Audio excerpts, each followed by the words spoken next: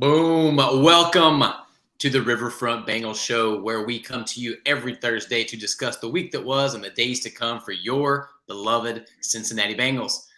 Joe, we are the very show recently recognized as the number 2 most dangerous podcast in the island country of Grenada.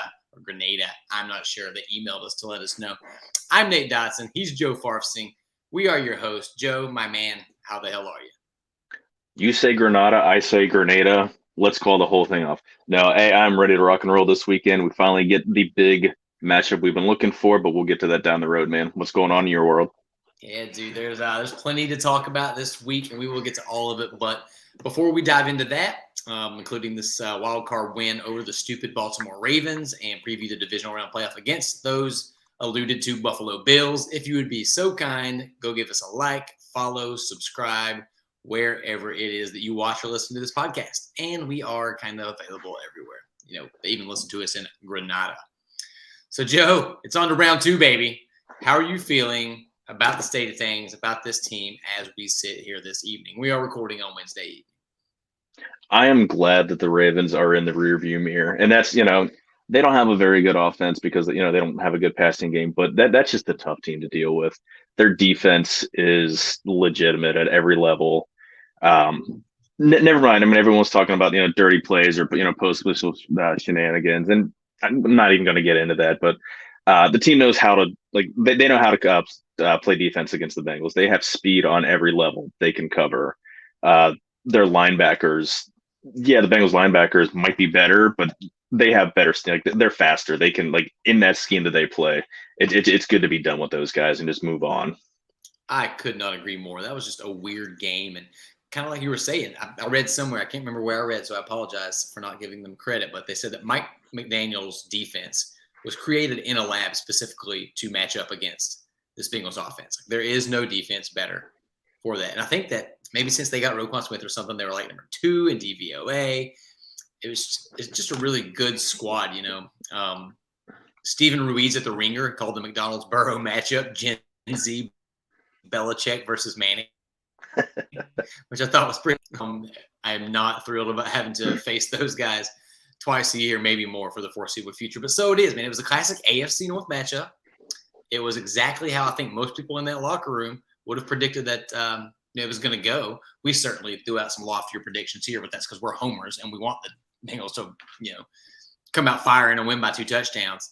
But it was just one of those weird games. I think they ran the ball really well, which we didn't really expect.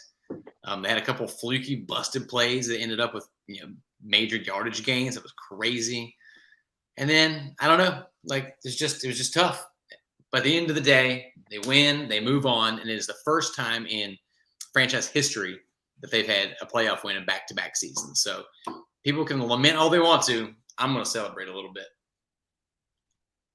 Absolutely, yeah. I mean, that's over the first 50 some odd years of this franchise's history. They had 5 playoff wins, and that's including 2 playoff berths. They've got 4 wins just in the past 2 seasons. So Burrow's already now the winningest playoff quarterback, in Bengals history. And it's not as if the team was a quality team throughout the 70s and 80s. 90s didn't happen. That was just a 10-year fever dream. But they would always just run up against better teams. I mean, it was hard to get past the Steelers in the 70s. 80s, I mean, they made 2 Super Bowls in the 80s, but they can never have sustained success. And last decade, they had sustainable success to get to the playoffs, but as soon as they hit the playoffs, they'd crap out. So, hey, this is as Burrow said last year, this is the standard. Getting to the playoffs, winning the game, anything less than that, and they're going to think it's a failure. Yeah, that's exactly right. And I think we need to have a quick conversation and just say, love it or hate it, love him or hate him. I think it's time that as Bengals fans, we get off of Zach Taylor's back. I mean, he's got more playoff wins or close to it in the last 2 years than he did his first 2 years as coach. Joe Burrow said that he thinks he's the best coach in the league and wants him around his entire career. That's good enough for me. Sure, we'll nitpick some decisions here and there, but I think there's only a couple elite head coaches in the entire league. If you have an above average, a pretty good guy, just be happy with it. And I think that's the situation here. Yeah, I mean, and I can't remember again. I can't remember who to attribute this quote to. But with all these head coaching jobs opening up, everyone's looking for like the greatest play caller, the greatest, someone that can scheme. Look for someone who's the best leader of men. And I'm not sure if it was someone, it might have been someone from the Ringer or Pro Football Focus. I'm not sure who the actual writer was. I meant to write it down, but yeah, look for who's the best leader of men. And Taylor, again, if you look at how the teams played in the first 2 years, and yeah, the teams didn't win. They were playing hard at the end of the year. They were tearing up game plans and totally scrapping run games and revamping them in the middle of 2020 when they weren't playing well. And then you just see how well and how much the team battles through adversity and injuries these past 2 years, make deep playoff runs.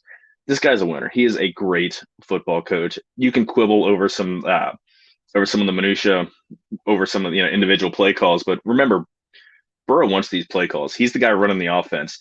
He's the guy who has as much to say in the scheme as Dan Pitcher, as Callahan, as Zach Taylor, and Burrow's the guy at the line making calls that can change into any play. So the players on the field, if they don't execute, that's on the players. That's not always on the play call. And Taylor's one to jump on the grenade, and he'll say it was, and he'll take the blame for some of this stuff. But he's probably the best play. Yeah, he's probably the best head coach they've had, at least since Sam Weish. Yeah, I think there's a very strong argument to be made there. The only thing I'll really add is that, I don't remember seeing a team that seemed to like each other and get along as much as this version of the Bengals do. And there's something to say about that. And that comes from the top down. These guys like and respect each other, and they play for each other. And it's just really, really fun. So let's get into the offense a little bit. You mentioned that Burrow, calling plays and changing a lot of plays at the line of scrimmage. It seemed like he was doing that a lot more this past Sunday, which I thought was interesting. I don't know if you know anything about that or heard anything. He ended up 23 of 32 for 209 yards with 1 TD in the air and 1 TD on the ground. What were you seeing out of our man Joey B in an extremely difficult wildcard round win? I thought he played really well. His overall numbers, was nothing eye-catching when he was 23-32, which is just under 75%, which completing that many passes against that defense, that's a hell of a feat. Not a lot of yards, 209 yards, 1 touchdown. Again, with this defense, there's just a lot of adjustments to make. He did a really good job just playing within the scheme of the offense. And in the first half, they were moving the ball really, really well. They had first drive was drove down, got a field goal. Second drive, 10-play drive for a touchdown. Third drive, they were moving the ball, not until Hurst fumbled. Now, granted, that was a third and long play; they wouldn't have converted. But it wasn't until injuries started, or the offensive line injuries, that they started to scuttle. First drive after half, they scored a touchdown with Carmen, and then punt, 3 and out. Another 3, almost a 6 and out, because they went 3 and out, punted, and then got the penalty to continue the drive, and then went 3 and out on those next 3 downs, punt, and then another 3 and out and punt. So yeah, they only had 8 drives the entire game, and 1 was a kneel down at the end of the first half. So didn't have a lot of opportunity. They scored enough points. I mean, offense scored 17, and I guess that's 17 points against that defense isn't fantastic, but that's you're not going up against any random team. You're not going up against someone's JV squad. Yeah, this was always going to be a game with a score, similar to the way it turned out. I loved Tyler Boyd's quote, just to tie things off here on Joe Burrow. He said, like I say, week in and week out, we've got Joe Burrow. He'll make it work. You could put any lineman or anybody out there, and he'll get the job done. I'm not saying that because he's my quarterback. He's different. And I'm glad he feels that way. I think I feel that way. Hopefully you do. Hopefully everybody does, because we're going to find out a little something coming up, and we'll get into that in just a minute. Defense, real quick. First off, the Ravens defense, they're really, really damn good. The team they're playing next week is not as good. People that are giving the Bengals offense a tough time for whether it's the linemen or the running backs, whatever. Keep that in mind. Baltimore's defense is elite. One of the best in the entire league. Our own defense, I don't know. They only gave up 17 points in a playoff game against an AFC North rival that they were seeing for the third time. that'll do. What do you think? Yeah, it was kind of a weird, uneven. They gave up a lot more explosive plays than what you would want them to see. There was I counted 2 on the ground. Huntley had Dobbins had a nice long gain on a carry. Huntley had a 35-yard scramble that they almost scored a few plays before play we'll get to. Then they had 3 big plays in the air. Wait, was there like a big play or something that happened? There was a little one. It might deserve a little bit of a mention later. I'm not sure. I can't believe that we're almost 15 minutes in here and we haven't talked about it yet. We'll get there, guys. We promise. Yeah, just remind me about it so it doesn't totally slip our mind. We went that one episode without talking Burrows, so we could, we forget big things here. We're not pros. There's a precedent. And one of the big plays, Eli bit hard on a double move. Demarcus Robinson, like no name, this guy was the 3rd or 4th receiver going into the year and ended up number 1 because of injuries. It wasn't even like a surgical move. Eli just expected a quick pass and just bit hard, and he was wide open for 41-yard touchdown. It was pretty ugly. You definitely don't expect the number 3 wide receiver to go out there and make that double move, and you don't expect their offense to be looking for that kind of play. So maybe he got a little surprised, but whatever it was, he got beat. They got beat bad. Yeah, he kind of forgot there was it was single high safety, and there was no one over the top of him on the sideline to help out. They gave up a couple broken plays that were just absolutely frustrating. Those are the ones I was yelling at more. The first was the snap. Center snaps the ball over Huntley's head. He's got to scramble back to get it, scramble around, throw it, and then breaks off a nice big pass play.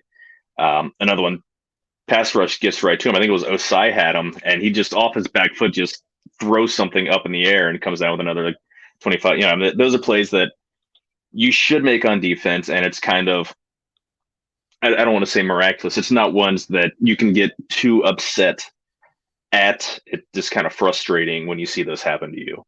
It was definitely fluky. Like those are drive-ending plays. They should. Whenever they end up turning that bad snap into positive yards, I almost threw my damn TV remote through a window. Yeah, I couldn't believe it. I was like, this is a bad omen. Those are plays. Yeah, those are plays that happen that indicate you're going to lose that game. And when you see that shit come down, you're like, okay, well, this just isn't in our, just isn't in the card today. So this crap's going to happen. But, they overcame it. They forced turnovers again. That's the defense's calling card.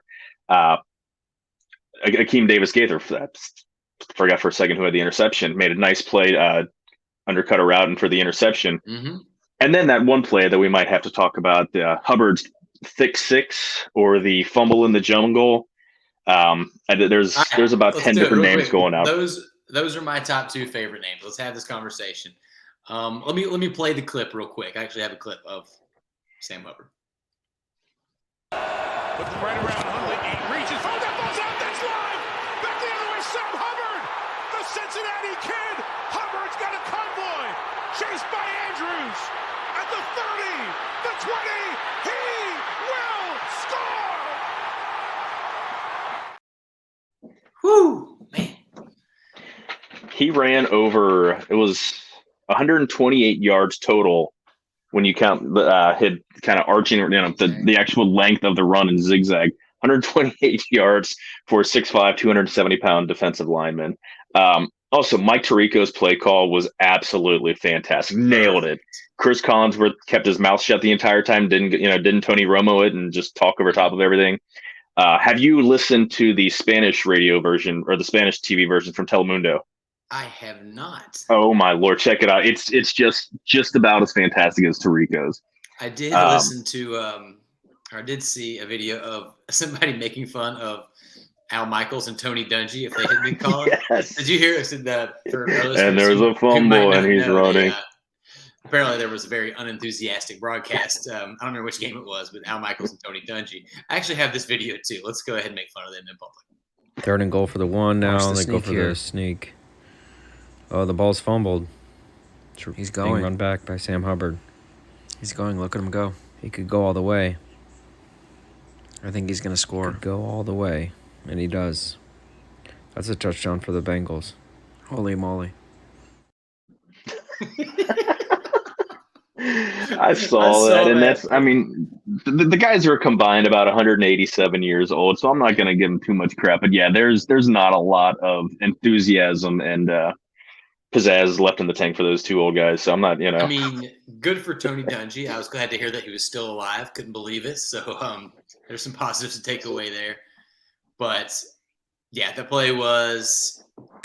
Well, real quick, what's your name? If you're naming the play, what are you going with?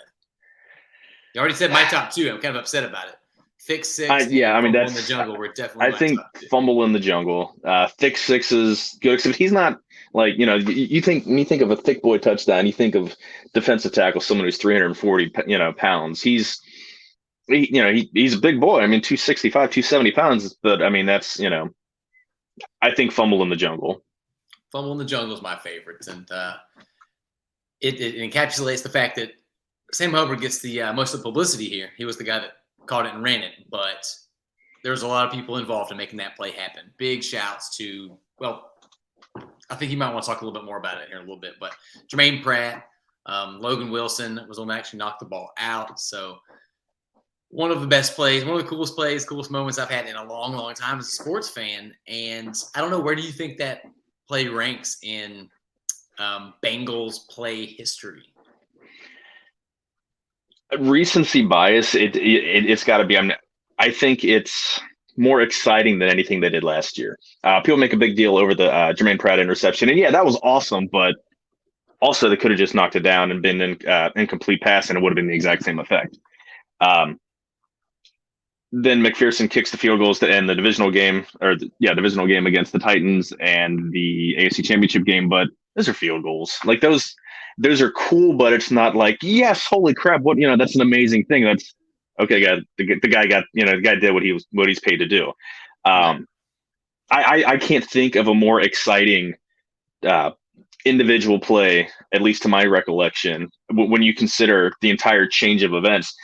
Ravens are driving there. It's a tie game. I mean, it's 10-10 or 17-17 at that point. They're driving yard and a half away from going ahead by a score. And then Logan Wilson punches the ball out, falls right into Sam Hubbard's lap. He turns and just sprints. Went from 42, I think it was like 42% win probability for the Bengals to over 85% just on that one play. And I can't think of a bigger play. What about you? It was crazy.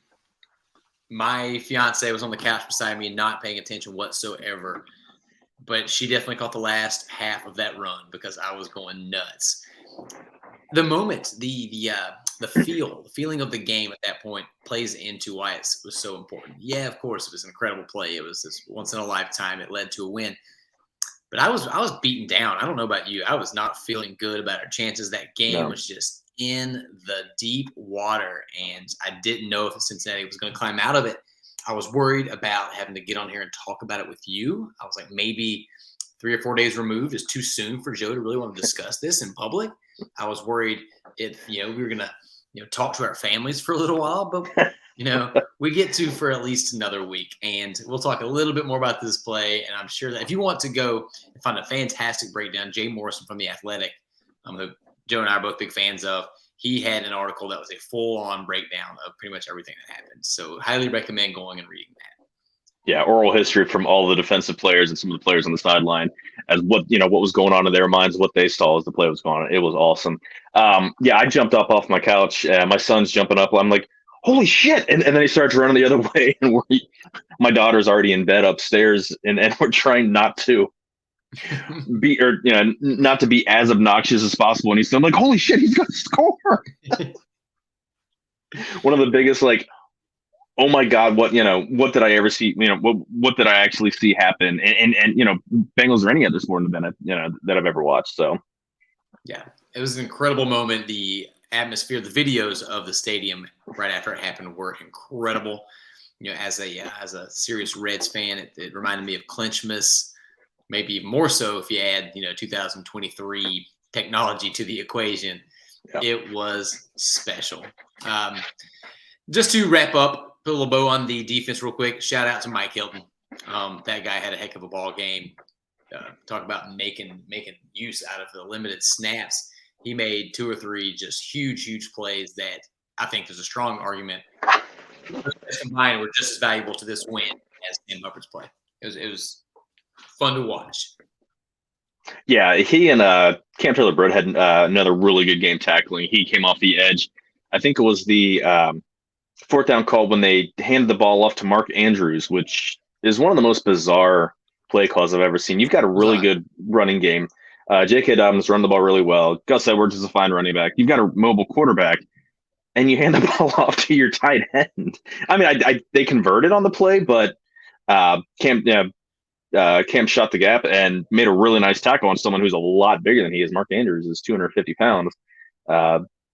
Taylor-Britt's a pretty solid built cornerback, but he's a cornerback. Those guys aren't built to take down tight ends or linemen or anything. So I love the way those two just throw their bodies around. Mike Hilton, he weighs maybe 180 pounds, and he looks even smaller than that. And he's just a damn kamikaze, just absolutely just taking guys down 3 times. Looks like 2 or 3 times his size, and like he's going to give you every. It's the common, not the dog in the fight. Not the dog in the fight. It's the fight in the dog. So.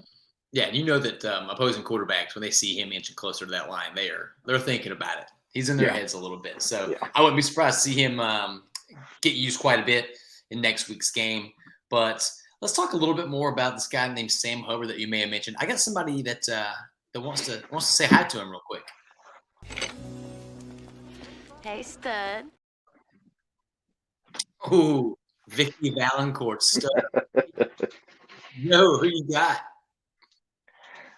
Never mind that he was the lowest graded player by PFF. This week, hell with those ratings. Sam goddamn Hubbard from Moeller High School right here in Cincinnati. Never mind that he went to the big-ass school in Columbus. Go to hell, Buckeyes. Again, you can't underestimate it. And yeah, I mean, that was just kind of the right place at the right time moment. But you can't underplay the size of, just the impact of that play. So again, I mean, he's always a play, gives every single bit that he has. He's busting his ass every snap. He rarely sits down.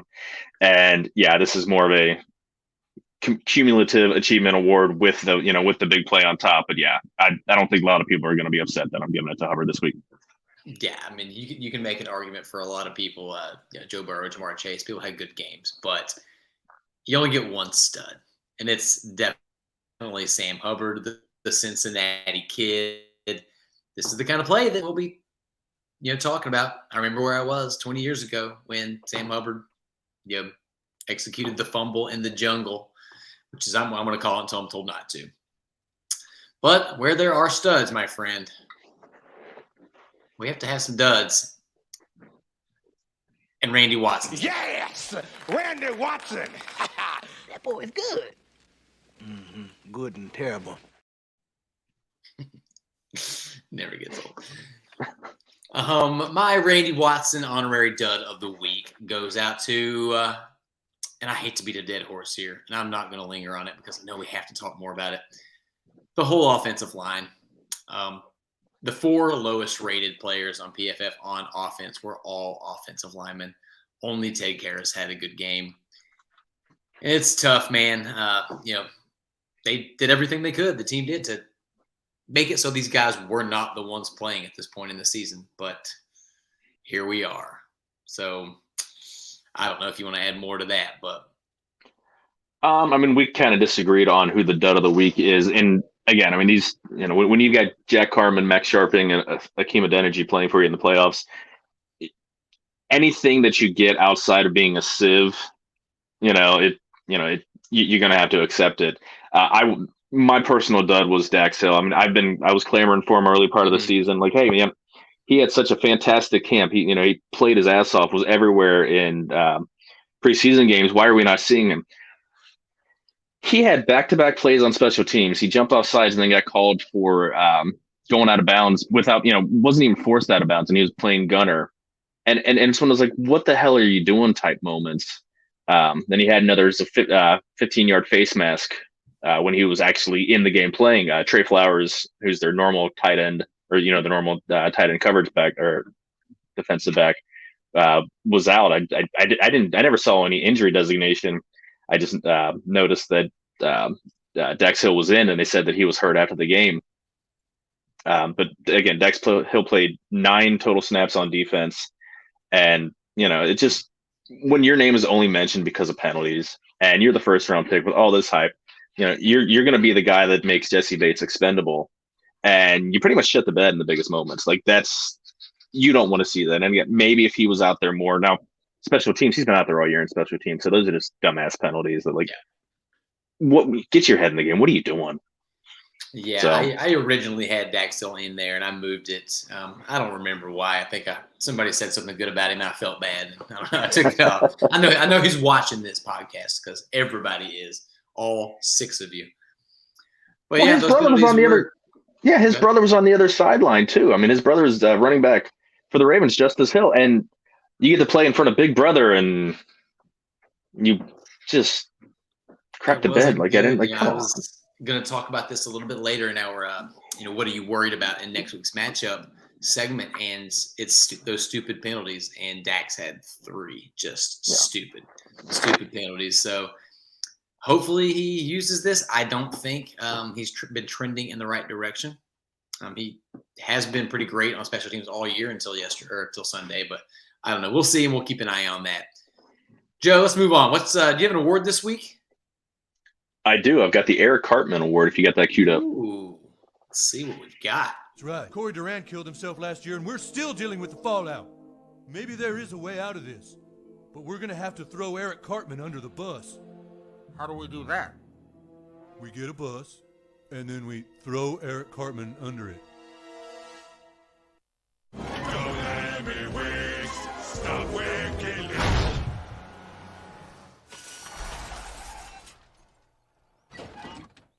What the hell happened? Oh God, he killed himself. Eric Cartman killed himself. Did you see that? Oh, why would he? There's going to be some confused people half paying attention on their car ride tomorrow. Yeah, that was a longer clip, but I that was just fitting. When I just put in video for throwing under the bus, and that was the first one. I'm like, oh, that's fantastic. This goes to J.K. Dobbins and John Harbaugh, both just absolutely throwing Tyler Huntley over the bus, backing it up over, and then driving it back over him again for good measure. J.K. Dobbins said they'd definitely win if Lamar played. Debatable. The guy's been awful in the playoffs in his career. And then all the while complaining that he didn't get the ball enough, that he was underutilized. And yeah, maybe he was, but like, dude, compose yourself, man. Like, you played 3 seasons in the league and you're injured every other week. There are 53 players in that locker room. You're not the only, that you can't come out there and say, oh, this is the reason that we lost. We would want, like, just shut up. Don't talk. And then Harbaugh went even further. I lost the quote here. Talking about the sneak at the end for the fumble, or that was for the fumble in the jungle. Harbaugh said he wasn't executed the right way. He went over the top. That's a Burrow play, like not Joe Burrow, but a Burrow. You kind of duck underneath in the play, and he has to go low on them. Like, just playing the execution. Just say we didn't execute the way that just absolutely. This is your backup quarterback. How often is he really repping that play? He's been, mind you, that hasn't practiced in 2 weeks. Yeah, he's been out for a few weeks, with the shoulder injuries, and it's just kind of like, that's just not, just take your L, keep that shit behind closed doors. The guy feels, the guy feels terrible about it anyway, and he played a pretty damn good game, all things considered. Backup quarterback with a bum shoulder, that's not classy. That's not a classy organization, but that wasn't classy at all anyway. There has been a lot of dysfunction coming from that locker room, it seems like, and personally, I am here for it. I can't burn stand it all down. Stupid Ravens. Lamar Jackson saga with players having his back and the coaches getting frustrated. It's been ugly over there, and they've been a pretty stable franchise for the last, 20 plus years. I would be excited if that was no longer the case. So, yeah, and that's like, just given the way just reading the tea leaves and some of the stuff that Mark's put on social media, I don't think there's any way that they can reconcile this. He made it pretty clear that he doesn't feel that the organization has his back, and they kind of hung him out to dry, especially with Harbaugh's comments over the past couple of weeks. Harbaugh he's kind of a dick. I don't know if you saw the in-game interview he made with, I think it was Melissa Stark, whoever the sideline reporter was. Yeah. And just an absolute asshole, snappy, crappy answers. Like, I understand having to answer questions in the middle of a game and probably not, 10,000th on the 10,000 things that you want to be doing right now, but it's part of the deal. Just suck it up and just give some kind of cliched answer and say, we need to execute better or whatever. Just don't sound like you're pissed off this, this person just doing their damn job. So again, it was pretty bad. He got a lot of flack for that. I do think maybe she should have not asked about what it's going to take for him to bench Tyler Huntley when Huntley had only had one possession at that point. Like, maybe don't ask that question. But yeah, not a good look for young John, and I'm okay with that. Jim, John, whichever stupid Harbaugh it is. Burn it. I want to see that place burn to the ground. Burn it all down, Baltimore. The only good thing they ever did was The Wire. All right, let's move on to my award for the week. Lord Edit Stark is my father. And Lady Stark is not your mother, making you a bastard. Let me give you some advice, bastard. Never forget what you are. The rest of the world will not. Wear it like armor, and it can never be used to hurt you. All right, so I had to channel a little George R.R. Martin and Tyrion Lannister for my award this week. The Tyrion Lannister Award goes out to the city of Cincinnati and its sports fans. Guys, I think it's time for a little attitude check.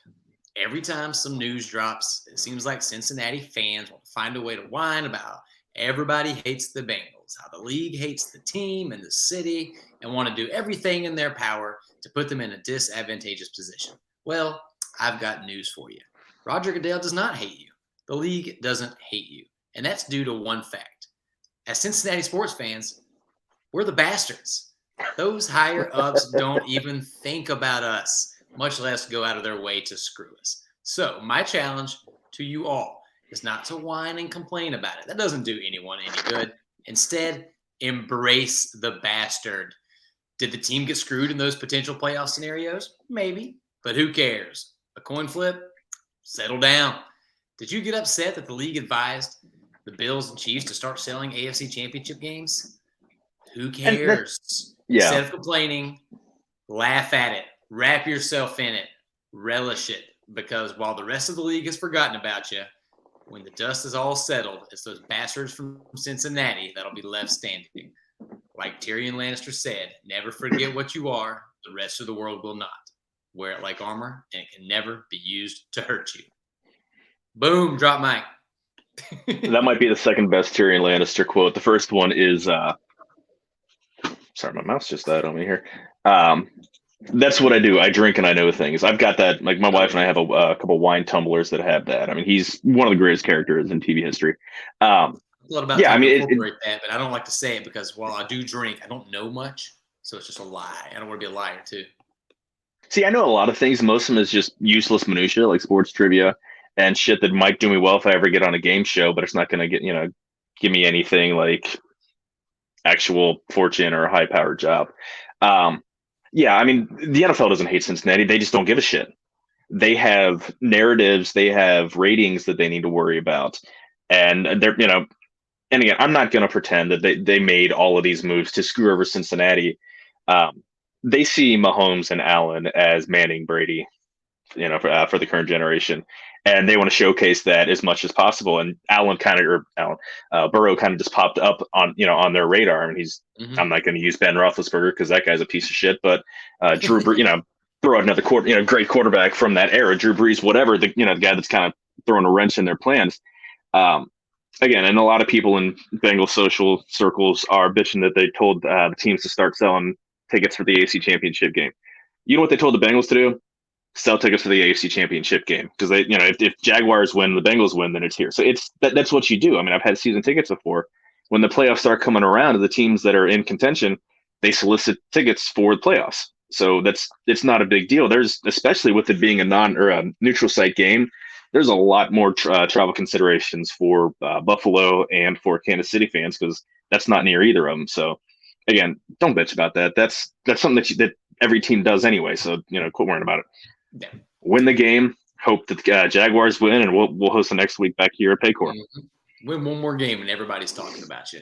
Yeah. Another one after that, and the whole world is. Yep. Well, speaking of one more game, Joe, let's move on and get down and dirty with what to expect in the divisional round matchup, which is the only time that I'll ever request that you and I get down and dirty. We don't have to do it with each other. Oh, fair enough. What did you see on the injury or depth chart that requires mentioning?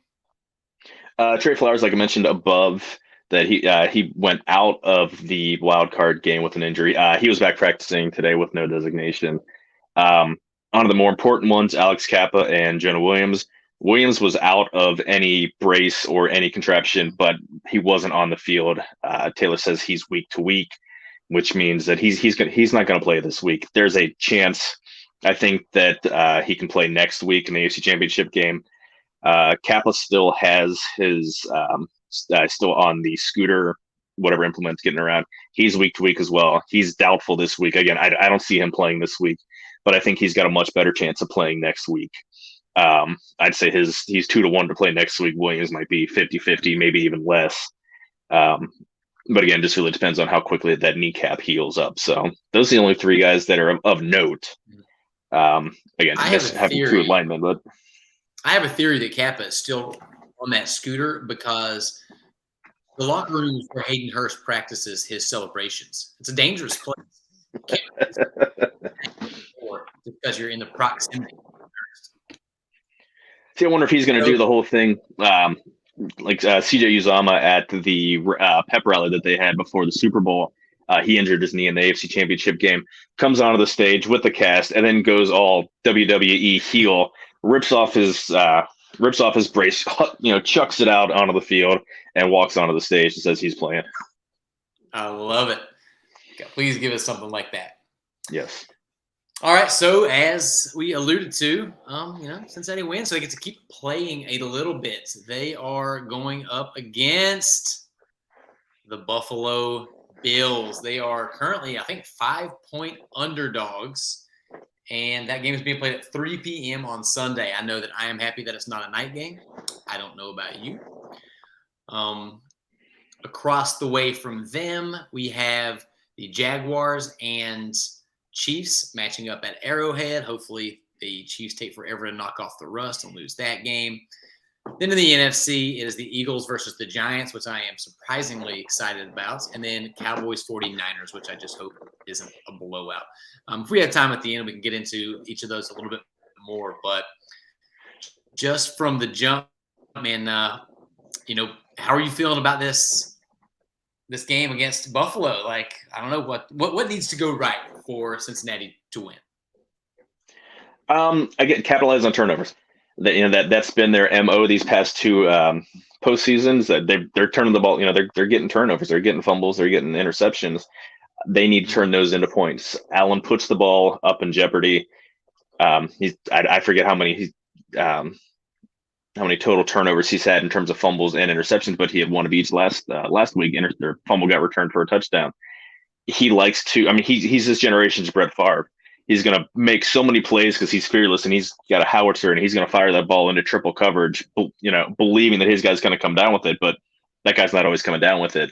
Mm-hmm. And he's out there trying to bulldoze everybody, and that ball is going to come out. So jump on the live pig, and hopefully the defensive secondary struggled earlier in the season with being able to hold on to the damn ball. They had so many dropped interceptions. Yeah. This is definitely the game you want to make sure you've got a little extra stickum on your gloves or whatever's legal, whatever tacky shit you can have on your gloves. Use it. You're going to have it. You're going to get your hands on the ball. Yeah, this is one of my matchups to watch too. Like you alluded to, Josh Allen, I think he led the entire NFL in turnovers this year. I think it was 19. I could be wrong on that. That's what I thought, but I didn't know the exact number because they adding the two from the playoffs. Yeah, the Bengals have been very, very opportunistic. They think they have a fourth quarter takeaway in something like 6 or 7 straight games, which is nuts. It's a weird strength versus weakness kind of matchup. which is a weird way to put it. But if that trend continues, it bodes really, really well for Cincinnati. One of the big things I'm watching out here is that if the offense can just put together 4 quarters for the first time in God knows how long, then they can win this game and they can win it going away. I don't expect them to, but I think it's possible. They just haven't played 4 straight quarters of good football in a long time. And I know they're without their offensive linemen, but Buffalo's also without all pros and Micah Hyde and Von Miller. So that's something that I think is going to need to go right for Cincinnati to win, and that's putting a full game together, playing 4 quarters. And then one other thing I really have worth mentioning is that Evan McPherson needs to make his damn kicks. Yeah. I have tried not to be too worried about that, but my worry meter is up to about an 11. Just like a reliever in baseball, that's a position. Guys lose it and they lose it fast. That's something they need to be concerned about. Yeah, everyone has warm, fuzzy memories of him making all those kicks last year, and he's got a cannon leg that can, that reliably hit 50 plus.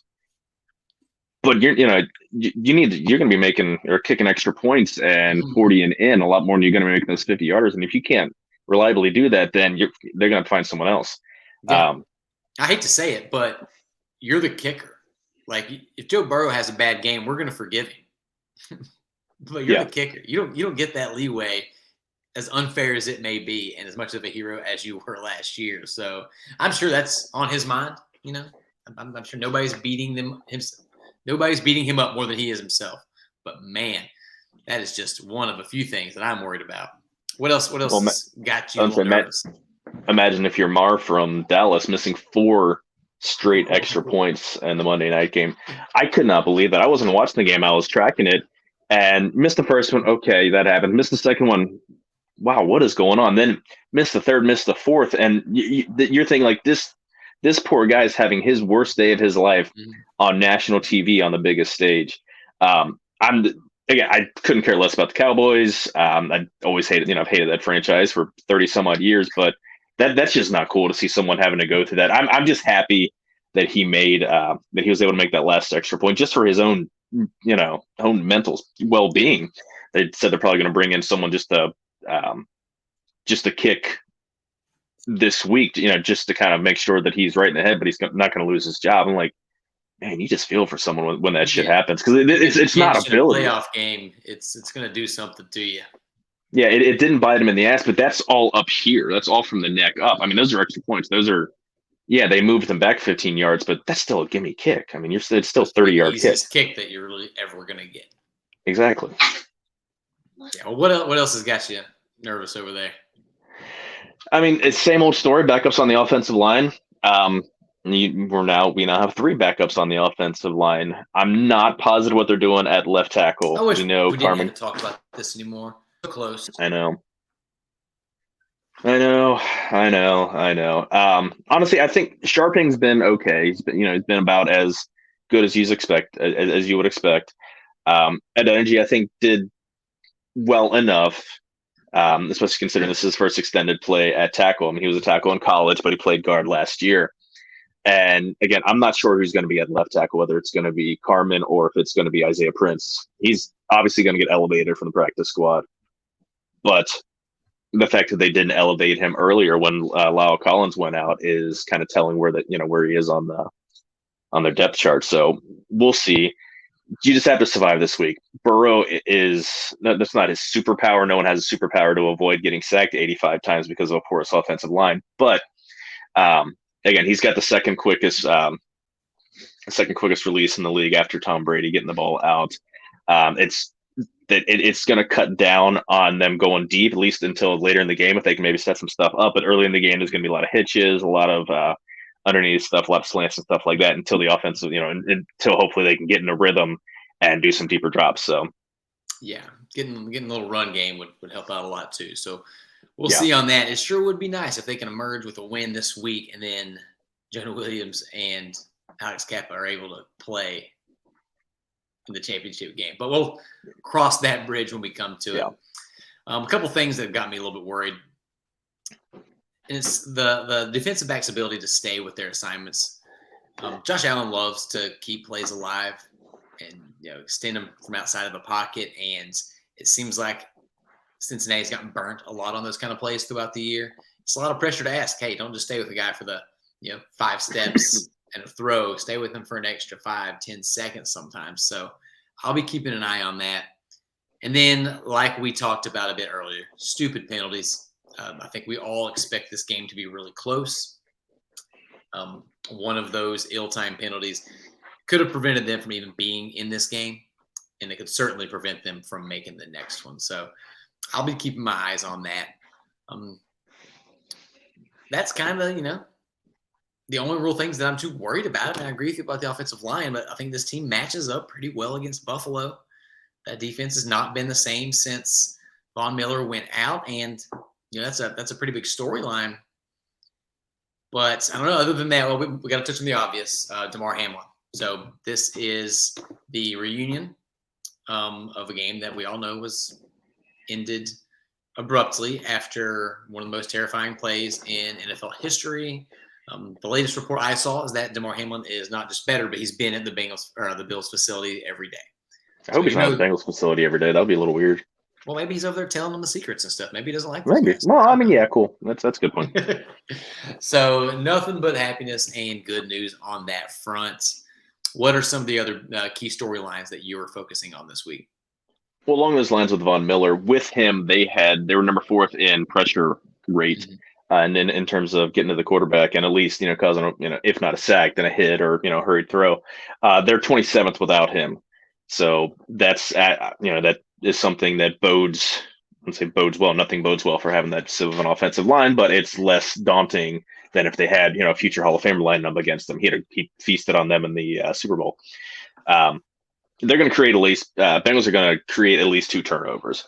They need to capitalize on those. Even if it's, even if they don't get a chance to score, you need to at least flip the field. If you get the ball deep in your zone, at least, get a couple first downs and kick it deep and let them have to drive the length of the field. And most importantly, this is definitely a game. Again, never mind that McPherson is struggling big time. You need 7s, not 3s on these. Kicking field goals, unless it's at the gun, I don't want to see a field goal at all. I want to see touchdown, touchdown, touchdown. So this is not a team that, again, Bengals fell behind the Chiefs a couple times and made it up, but the weather is changing. It's going to be colder. It's going to be like 30, and it's going to snow up to, I think now they're talking maybe an inch or so of snow. You never, with it being, Buffalo right there on the lake, you never know how quickly that forecast could change and they get dumped snow. You don't want to get behind. You want to make sure that you stay on pace or ahead of them as much as possible, especially knowing that you're going to get a chance to get your hands on the ball. Again, 7s, not 3s. Yeah, you're definitely going to get a chance. This vaunted Bills defense gave up 31 points last week to a 7th-round rookie at home, and that rookie went 18 of 45. Skylar Thompson is not quite as good as Joe Burrow. I think that Cincinnati is going to have a chance, even with offensive line problems, to brilliant and to have a lot of success. So keep an eye on that. One of my favorite matchups is not one that we'll get to see across from each other, but there's a couple wide receiver ones in this game. I have a feeling, maybe I'm just being optimistic, that Jamar Chase is going to show the hell out, because most people will not think he's the best wide receiver in this game. It's going to be Stephon Diggs, who is a stallion from Buffalo. I don't think anybody's going to argue that he is elite, but I'm definitely going to be watching to see which number 1 wide receiver shows out a little more. And I've got a feeling this is going to be a big Jamar Chase game. Yeah, Bengals wide receivers have kind of been scuffling the last couple of games. Just a lot of drops, and they just haven't had good games. They're absolutely due for a big game. Again, this is a game that I think that they're going to be able to make some big plays. Chase is obviously he's due for a huge game. I think T's going to have a big game because, again, his size, he just has that built-in physical ability that just gives him an advantage over pretty much any other cornerback. I know they don't have any 5'8" cornerbacks like Marcus Jones that they can just throw it up and he can post up, but yeah, this is definitely, I think it's going to be, I'm not going to say it's going to be a shootout, but there's going to be a lot of yards by all wide receivers. Especially if they're going to be doing a more quicker game, TB's going to get a lot of yards underneath on slants and everything. So that's true. And I don't have the numbers in front of me, but I've read a few times this week that the Bills have just struggled all season long against elite receivers. You can argue the Bengals have 2.5 of those. So Yeah. I like that matchup for Cincinnati. Buffalo also hasn't beaten a playoff team by more than 4 points this season. They played playoff teams 5 times. So if you use that to assume it's going to be close, I like the fact that at the end of the game we have Joe Burrow and they don't. But that's not to say that their guys not very good. The biggest storyline that we'll probably be hearing all week long and have at this point is the quarterbacks. Joe Burrow and Josh Allen are 2 of the 3 or 4 best quarterbacks in the entire league, in my opinion. And you can even argue that the top 5. But here's a question. Who would you rather have? Try to take all bias out of this. Who would you rather have if you're starting a franchise tomorrow? Josh Allen or Joe Burrow? Joe Burrow, because he's a guy that you don't have to worry about any injury taking out any physical attributes. Josh Allen, what's that? So you stole my point. Go on. That's what you get for letting me go first and not having any notes down. Yeah, I mean, Josh Allen is, he's got an absolute rocket arm. You get a shoulder injury and, you lose that zip on that fastball, and then he's putting the ball up for grabs a lot more often because he's still probably trying to squeeze those throws in tight coverage. Or if he gets a knee injury and that big horse tries to scramble as much, and run as much as he does, he's not, he's going to be less effective as a weapon. Burrow is teaching tape of how you play quarterback in the NFL. Again, he's all of his physical attributes are good. Like he's got good mobility. He's got a good arm. People try to downplay his arm. No, he's got a better than average arm. He's not out there with a pop gun like Andy Dalton. Again, he's not prime John Elway, Dan Marino, Josh Allen, just throwing these firing these absolute howitzers. But if you want to watch how to play quarterback, how to manipulate the pocket, how to move the defense with your eyes, you watch Joe Burrow. He's already come through with the knee injury and is even better now than he was, before the injury. So, yeah, I think you're right.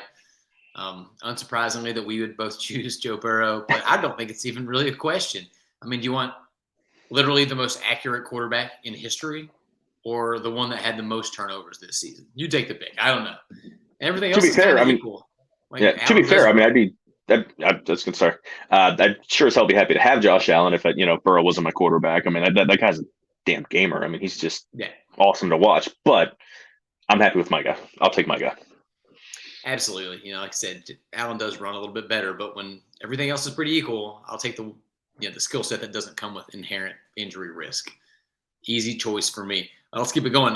You got to pick one. Prime, not today, but prime Stephon Diggs or Jamar Chase. I don't want to play Homer and say that it's Jamar Chase, but I haven't seen enough of Stephon Diggs. PFF has Jamar Chase listed rated as their 10th best wideout out of 123. Stephon Diggs is number 4. Stephon Diggs' next closest running mate is Gabe Davis at 66th. So there's a huge drop off between those quarterback between his running mates. T. Higgins is the 25th overall wide receiver. So Chase has more help, which means he's seeing fewer balls, which can impact his grade a little bit. But Chase, we also see Chase with some stupid drops, and he'll get a fumble here and there. I would say I can't choose against Jamar Chase, so I'm not going to say not Jamar Chase, but I'll say Stephon Diggs only because I'll just say the fumble possibility. I don't watch enough Bills games to know how if he puts the ball in jeopardy, but the guy's a baller. I mean, he's a hell of a wide receiver. You can't go wrong with either of them, but he's also got a lot of he's got 8 years in the league of being a elite to well above average player. Well, you heard it here first, folks. Joe Farsing hates Jamar Chase. So let him know on Twitter. It's at TR Bengals Show. Nate's number 1 in my book. I think that is pretty spot on. I'm going to go with Jamar just because I am going to be a homer, and I didn't make any notes for this question myself. So you can't go wrong. Both incredible players. Both seem to be really, really good guys and great teammates. So, I mean, it's gonna be a fun game. This is the marquee matchup of the week. If you look around at the other matchups, this is by far the one. This is the one that we all wanted 2 weeks ago. We get it in the playoffs. It's almost obviously giant caveat. The DeMar Hamlin thing was awful, and nobody would ever wish that on their worst enemy. But having this matchup seem like it's happening for the first time is kind of cool. Yeah. So I don't know, man. I guess it's time for some predictions. What do you think? One thing before we get to the predictions, with there being snow on the field, Bengals are going with all white, uniforms. They're going with their white top, white pants. I think they need to petition the NFL to let them wear their white helmets, just in case there's some extra snow on the ground. Can you imagine? You see some of these games where there's 4, 5, 6 inches of snow. The advantage the Bengals would have of being able to hide in the snow. I mean, you've seen some of these hidden. Some of these trick plays, hidden ball plays, stuff like that. Can you imagine that someone just laying in the snow, let all the defense run past, and he just pops out? I love it. Can we make streaks that down happen? the field? That would be fantastic. To get NFL, on that stop. Elizabeth Blackburn, get on that Katie Blackburn, wear the white helmets, and hope that there's a 8 to 12 inches of snow on the ground. Oh man, stop being the no fun league. Let's make this happen. That would be absolutely fantastic. I've got Bengals winning 27-23.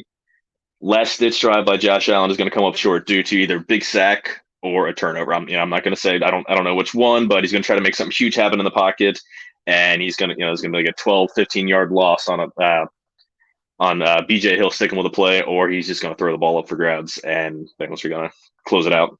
That's their MO. It's a weird stance saying that Josh Allen's going to come up short because he has a big sack, but I'm with you. I'm going with a final score 31-30, instant classic ball game. Josh Allen's going to throw a pick on the final drive. We'll go specific. We'll call it Jermaine Pratt. The Bengals are going to come out of here with the game that everybody hopes it is. Neck and neck the whole way, stress-filled. Maybe some afternoon adult beverages are flowing. Sunday at 3 o'clock, you can have a few, not worry about the Monday morning work hangover. So I encourage a lot of that as long as you do it responsibly. 31-30, Cincinnati wins. And Joe, I think we've already gone about an hour long here. So let's go ahead and wrap this up, man. This was a lot of fun. Do you have any final thoughts? Parting words of wisdom about Josh Allen's sack? If you're taking anything I say for wisdom, you have a lot of problems out there. No, I mean, I'm again just looking forward to this big matchup. We only saw about 9 minutes of. Let's see all 60 minutes, and who dey? Who dey? I love it, guys. That last week was not fun, even though they won. Let's hope that this week is fun, and we don't require Sam Hubbard to inject that life in us. But that's going to do it for this week's episode. Thank you, everyone, for listening and supporting the Riverfront Bengals show. Please remember to subscribe to the show either on YouTube or in your favorite podcast app. Joe is over there tickling the keys as at TRBS Show on Twitter, and I am at NC.Dotson32, but don't tweet at me. I don't like to tweet. I just retweet Joe's stuff nonstop. Everywhere else, you can find us along with some Reds content at Riverfront Cincy, and that's on YouTube, Twitter, Instagram, and the Facebook. For Joe Farsing, I'm Nate Dotson. Take it easy, guys.